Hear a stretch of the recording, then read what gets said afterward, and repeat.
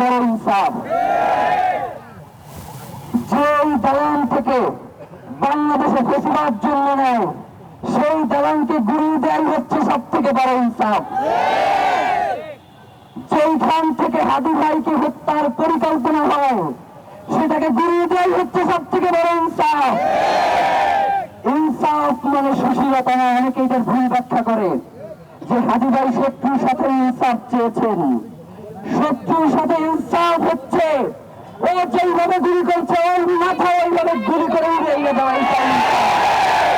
প্রিয় ভাইয়েরা, আমরা ইনকিলাব মঞ্চ বাংলাদেশের স্বাধীনতা সার্বভৌমত্ব বিনষ্ট হয় এই ধরনের কোন কার্যক্রমের সাথে আমরা একমত নই। বাংলাদেশের স্থিতিশীলতা রক্ষার জন্য আমাদেরকেও যদি জীবন দিতে হয় আমরা তার জন্য প্রস্তুত রয়েছি। এই কথা হাদি ভাই আমাদেরকে একদিনের জন্য শেখান নাই, তিনি আমাদেরকে ধীরে ধীরে এইভাবেই তৈরি করে গেছেন।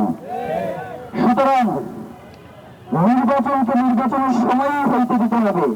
নির্বাচন নিয়ে কালক্ষেপণ করা যাইবে না, কারণ হাদি ভাইকে হত্যাকাণ্ডের পেছনে নির্বাচনকে পেছানোর একটা ষড়যন্ত্র রয়েছে। সুতরাং নির্বাচনকে পেছানো এবং হাদি ভাইয়ের বিচার দুইটা আলাদা বিষয়, দুইটাকে কখনোই আপনারা এক করবেন না। নির্বাচনের সময় হবে, হাদি ভাইয়ের বিচার এটার জন্য আমরা সময় দিয়েছি 1 মাস। নির্বাচনের এখনো বাকি আছে প্রায় 2 মাস থেকে 2.5 মাস। সুতরাং আমরা তো সময় বলে দিয়েছি তাদেরকে 1 মাস। 1 মাসের মধ্যে হাদি ভাইয়ের খুনিদেরকে গ্রেফতার করে বিচারের মুখোমুখি করতে হবে এবং নির্বাচনের সময় নির্বাচনকে বাস্তবায়ন করতে হবে। কিন্তু আমাদের আশঙ্কা হয় আপনারা যে নির্বাচন করবার কথা বলেন, বিগত সকল নির্বাচনের থেকে একটা সুষ্ঠু সুন্দর নির্বাচন করবার মতো কথা আপনারা বলেন।